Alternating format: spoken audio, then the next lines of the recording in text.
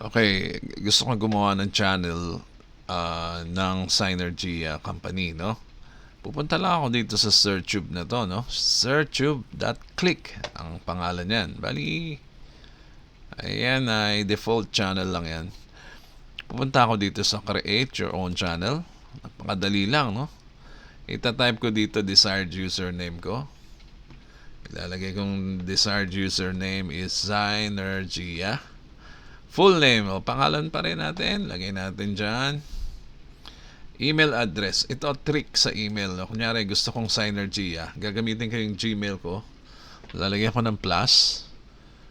Para maging Synergia email yan ay nilalagay ko lang right after ng plus sign. And in between dito ng at sign and plus sign. Okay? So, create my video playlist. Napakadali gumawa ng YouTube channel dito, no? Pero hindi ito YouTube, Mas maganda sa YouTube. Ito, click here to log in. Dahil nakagawa na ako, no? Username ko, ano ba? Ano ba yung username ko? Tama ba yun? Synergia, sorry. Synergia, yan, username. Diba ang email natin, in-insert lang natin yung word na Synergia dito sa Gmail. Okay, get login code. Meron tayong OTP dyan, no? OTP, pupunta tayo sa email natin. Ayan, meron tayong OTP. Kunin lang natin yung OTP at i-paste natin dito sa login code. Ayan. Enter. Ayan, makikita nyo kagad. Meron tayong add new video dito. Meron tayong your playlist dito. Dito pupunta yung mga video natin, no? Meron tayong inbox para sa messaging. And then nandito yung profile. Okay. Ito ang trick ngayon. Paano ka maglalagay ng channel dito? Dito mo yan ilalagay sa profile mo, no? Yan. Umpisahan natin na i-search yung Synergia channel sa YouTube. Tignan mo dito, may nakalagay na name. Ito yung email na ginamit. Ito yung referral link. Kunyari, meron kang referral link, pwede mo ilagay dyan. Okay, pagka wala kang referral link o hindi ka naman nagpo-promote ng anything, pwede rin yung mail to link. Ibig sabihin, pwede ka nilang senda ng email. Ganyan, dito. Tuturo ko na lang mamaya. And then, ayan, naka-default tayo sa Senate channel, by the way. Didelete natin yan, no? Dito natin ilalagay yung YouTube URL ng Synergia. So, paano natin ngayon hahanapin yung URL ng Synergia? Madali lang. Dito sa top section, meron tayong search. Okay? Pwede tayong mag-search ng video. Pwede tayong mag-search ng channel. So, in this case, channel muna ang hanapin natin. Ito, click natin yan. I-type mo lang yung Synergia. Okay? And then search. Ayun, no? Unang, kaagad, oh. Anong gusto mo i-add? Si Doc Atoy, Health Forum, o ito?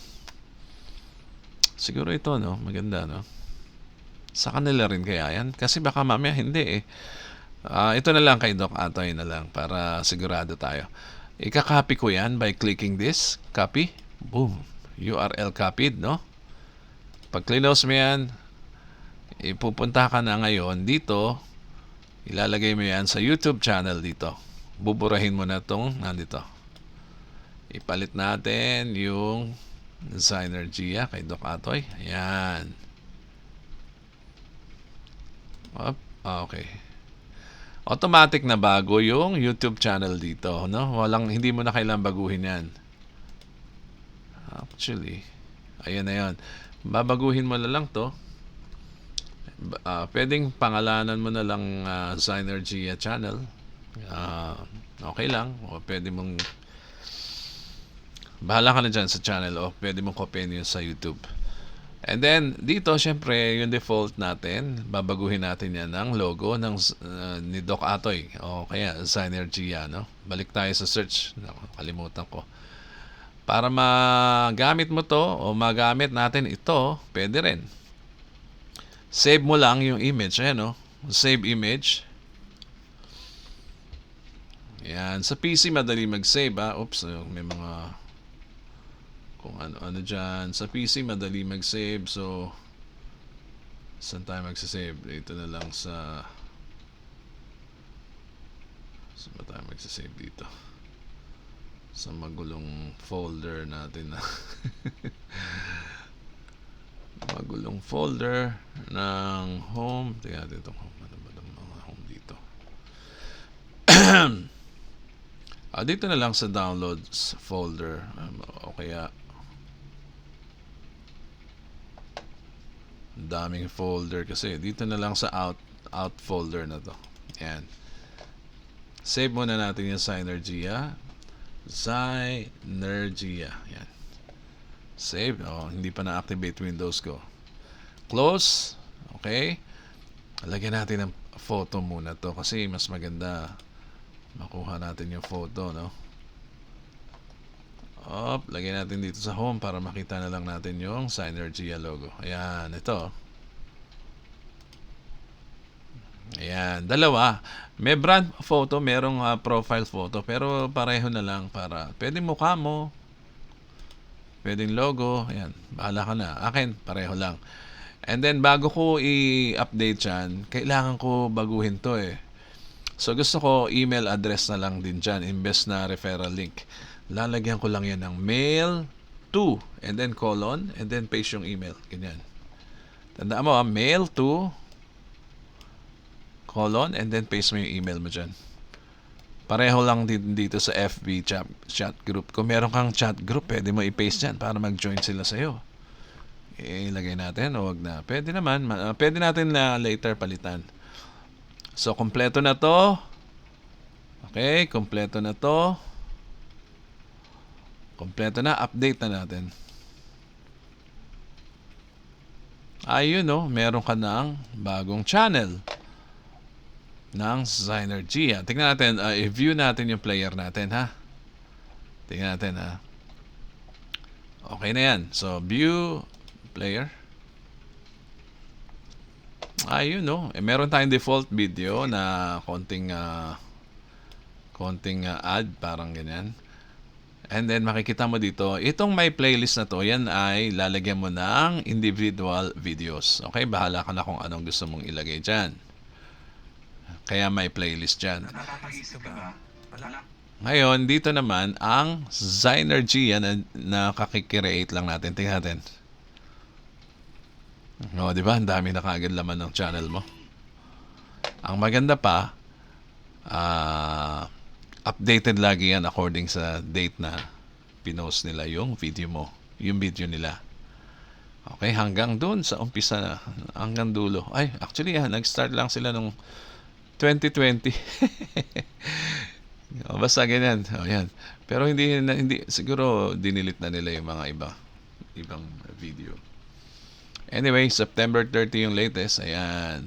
So, mapapanood na sa channel mo ang video nila. Okay? Malamang yung isa yung tamang channel, no? Anyway, gamitin muna natin to as sample tutorial. And that's it. Meron ka ng Synergia channel. Okay? Balik ulit tayo sa dashboard. 'Di ba? Dito pwede ka mag-add ng video. Kung gusto mo, i-delete mo na tong commercial na to. Okay? Mag-add tayo ng video sa dashboard. Search ka na lang ulit. Search. Ayan, nasa video. I-type mo lang yung Synergia. Siyempre, yung latest. Kunin natin yung latest, no? This week siguro. This week. And then search. Siyempre meron yan. Ito, bagong-bago. Bagong-bago. Diba? Konti lang na nakita this week. Pero the longer, ang nakalagay dito, this month, this year. This month, tingnan natin. Mas marami yan, siyempre. Diba? Meron mga testimonials sila. Let's say, gusto mo na lang ito kay Doc Atoy. Kung anytime, marami yan, syempre. Pag anytime, ayan, mas marami. Diba? Maraming may hit ng Synergia. Siguro, Kunin na lang natin yung latest para maganda. Ito, ha? Ika-copy ko ngayon yung address nitong video. Copy. Close. And then, anong gagawin mo? Ipe-paste mo lang dyan para ma-add. Yung title, hindi mo na ita-type dahil automatic na yan. And then, add a video. Ayun, oh. Ano nangyari? Ayun na siya. Meron ka na sa playlist niya na added ngayon lang. Oh. Punta tayo sa my playlist. Tingnan natin. Oh, ayun. Diba? Dalawa na yung video. So, napakadali gamitin ito. At ang main purpose pa nito, no? Importante dahil channel mo to, ikaw ang may authority nito. Kahit hindi sa'yo yung video, parang sa'yo na yan. Okay? Kasi channel mo to eh. Ikaw ang nandito. Imagine. Ikaw ang nandyan, no? Ikaw ang kukontakin nila. Ayan, may inquire now, may contact yan, no? Marireceive mo yan sa dashboard mo pag may nag-message dyan. Di ba meron tayong inbox dyan? Natandaan nyo? Ayan, pupunta dito yung mga messages mo. So, ikaw ang kukontakin. Ito, build my channel. Ayan, ganyan kasimple. Yung sharing nito ang importante. Kasi pag shinare mo to, kunyari nakaselect ka na sa particular video, punta tayo dito.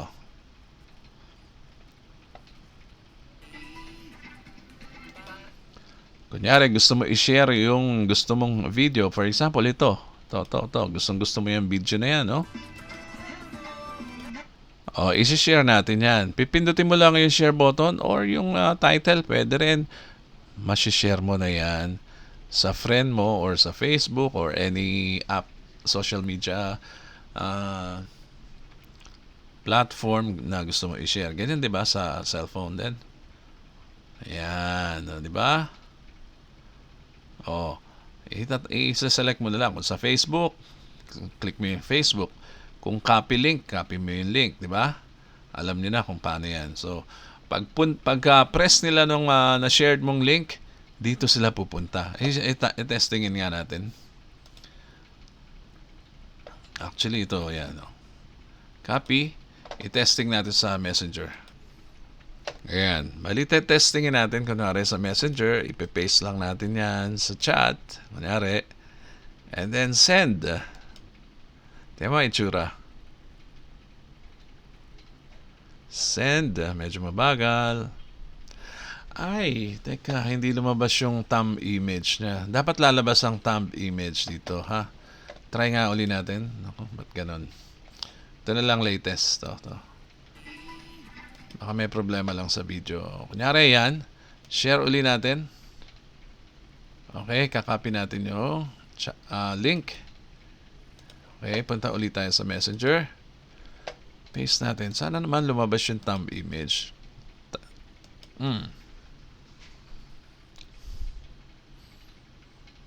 Okay, baka may problema lang ngayon sa aking computer. Dapat may thumb image yan, ha? Anyway, pag click ng friend mo yan, kunyari ito, i-click niya yan, saan pupunta? And doon din sa video. Yan. Okay, medyo na sumablay tayo dun sa thumb image. Pero usually may thumb image yan. Hindi ko lang alam, baka depende rin sa video na i-copy natin. So, ayan na basically ang iyong ShareTube my playlist channel na mas maganda pa sa YouTube. Hindi. Mas very close sa YouTube. Kasi kaya natin ginawa ito para isolated ang iyong audience na pinagsharean na sa iyo lang ang iyong na authority mo, no, sa iyong page lang mapupunta. Walang mga other video suggestions or na nakakalat. Walang ibang channels na nakakalat, di ba? Sa iyo lang ang makikita niya, wala nang iba. Yung video na gusto mong i-share sa kanya, lalo na dito, pag nag-create ka ng, for example, yung mga videos na gusto mong i-share sa tao, ilagay mo dito, kunwari, product presentation, company, compensation plan, di ba? Ayan, dito mo ngayon, ilalagay yan. Actually, designed ito para dun sa mga non-creators, mga entrepreneurs, and yung mga hindi marunong masyado sa internet, no? Ito na yon. Bali, napakadali gamitin ito. So, yan lang po muna. Ito po si Edgy Garcia. Maraming salamat po.